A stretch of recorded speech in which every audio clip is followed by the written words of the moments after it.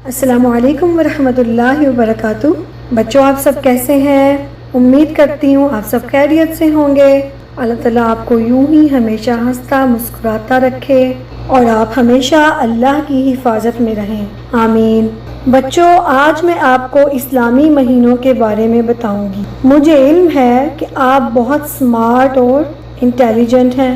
آپ تو پہلے ہی سے اس بارے میں جانتے ہوں گے۔ آپ جانتے ہیں نا کہ اسلامی یعنی ہجری کیلنڈر اور عیسوی یعنی گریگورین یا انو ڈومنی کیلنڈر میں 12 مہینے ہوتے ہیں۔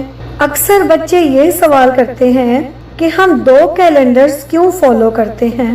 تو اس کا جواب یہ ہے کہ ہم گریگورین، جس کو انو ڈومنی کیلنڈر بھی کہا جاتا ہے، جس کے منتھس جنوری، فیبروری، مارچ، اپریل ہیں، ان کا تعلق حضرت عیسیٰ علیہ السلام کی پیدائش سے ہے۔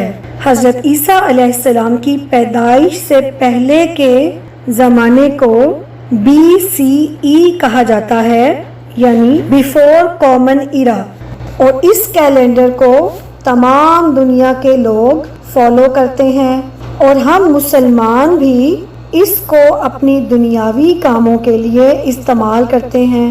جیسے آپ اسکول جاتے ہیں تو جنوری، فیبروری کی ڈیٹس کے حساب سے جاتے ہیں، یا آپ کا جو اکیڈمک کیلنڈر سٹارٹ ہوتا ہے وہ بھی جنوری، فیبروری کے منتھس کے اوپر بیسڈ ہوتا ہے۔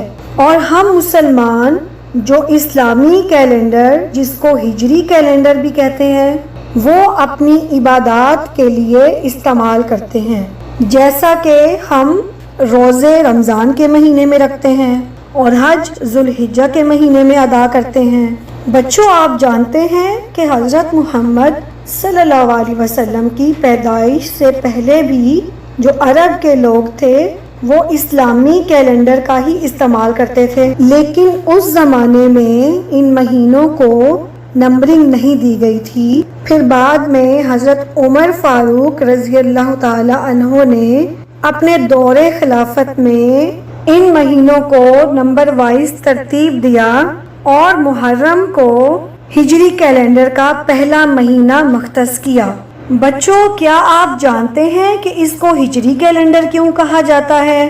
مکہ کے مسلمانوں نے جب مدینہ کے لیے ہجرت شروع کی تو وہ محرم کا مہینہ تھا، اس لیے حضرت عمر رضی اللہ تعالی عنہ نے محرم کو ہجری کیلنڈر کا پہلا مہینہ مختص کیا، اور اسی ہجرت کی مناسبت سے ہجری کیلنڈر کہا جانے لگا۔ ہجری کیلنڈر کو AH لکھا یا پڑھا جاتا ہے، جو کہ الہجری کے لیے سٹینڈ کرتا ہے۔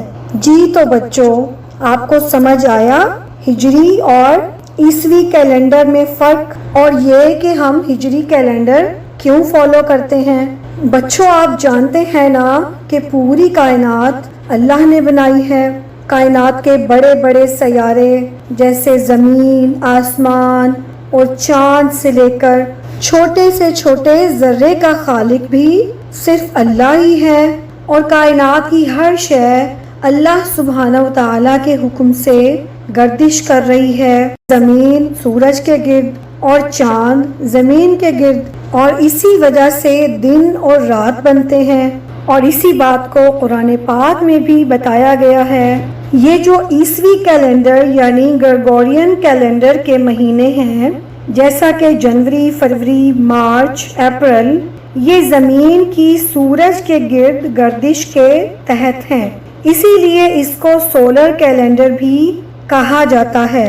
اور یہ جو ہجری کیلنڈر کے مہینے ہیں جیسے محرم، صفر، ربیع الاول، تو یہ مہینے چاند کی زمین کے گرد گردش کے تحت ہیں، اس لیے ان کو لونر کیلنڈر یا لونر منتھس بھی کہتے ہیں۔ کبھی چاند 29 ڈیز میں زمین کے گرد گردش مکمل کرتا ہے اور کبھی 30 ڈیز میں، تو اس طرح لونر ایئر 354 ڈیز کا ہوتا ہے۔ اسی طرح گریگورین کیلنڈر کے مہینوں کے دنوں کی تعداد کبھی 30 اور کبھی 31 ڈیز ہوتی ہے. تو اس طرح سولر ایئر 365 ڈیز کا ہوتا ہے. چلیں بچوں، اب ہم آخر میں ہجری مہینوں کے نام دہرا لیتے ہیں. سب سے پہلا مہینہ ہے محرم، دوسرا مہینہ ہے صفر، تیسرے مہینے کا نام ہے ربیع الاول، پھر نمبر 4 پہ ہے ربیع الثانی، نمبر 5 پہ ہے جمادی الاول، اور پھر ہے جمادی الثانی. نمبر 7 پہ آتا ہے رجب، اور نمبر 8 پہ آتا ہے شعبان، نمبر 9 پہ آتا ہے رمضان المبارک، اور نمبر 10 پہ آتا ہے شوال، نمبر 11 پہ ہے ذوالقعدہ، اور نمبر 12 پہ ہے ذوالحجہ. جی تو بچوں، اب آپ سب نے ان تمام اسلامی مہینوں کے نام یاد کرنے ہیں. جی تو اب آپ کی ٹیچر آپ سے اجازت لیتی ہیں. آپ سے ملاقات ہوگی انشاءاللہ کسی اور ویڈیو میں. اپنی دعاؤں میں یاد رکھیے، اپنا خیال رکھیے. السلام علیکم ورحمۃ اللہ وبرکاتہ.